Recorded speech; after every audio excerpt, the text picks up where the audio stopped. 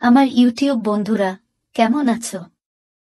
আজকে জীবনের এক সত্যি এবং ইন্টারেস্টিং ঘটনা শোনাতে যাচ্ছি, যা শুনে তোমাদের পায়ের নিচে থেকে মাটি সরে যাবে। আমার নাম রত্না, বয়স 21 বছর। আমার রূপের কারণে আমাকে সবাই বলিউডের নায়িকা বলে ডাকে।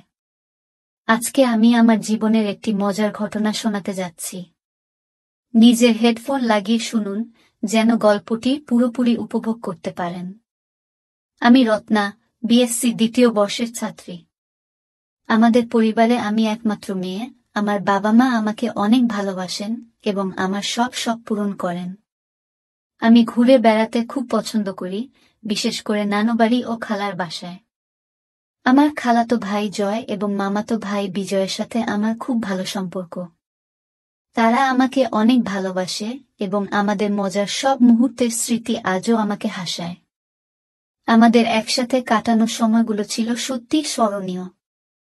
আমরা নানুবাড়ির গাছ থেকে আম পেড়ে খেতাম, জাম কাঁঠাল সবকিছুই একসাথে উপভোগ করতাম। কিন্তু সবকিছুই একদিন হঠাৎ বদলে গেল। একবার পাশের গ্রামে একটি বড় সাংস্কৃতিক অনুষ্ঠান আয়োজন করা হয়েছিল, যেখানে অনেক বড় গায়ক আসবেন। আমি জয় এবং বিজয়কে বললাম, যেমন করেই হোক, আমাদের সেই অনুষ্ঠানে যেতে হবে। আমরা একটি পরিকল্পনা সাজালাম।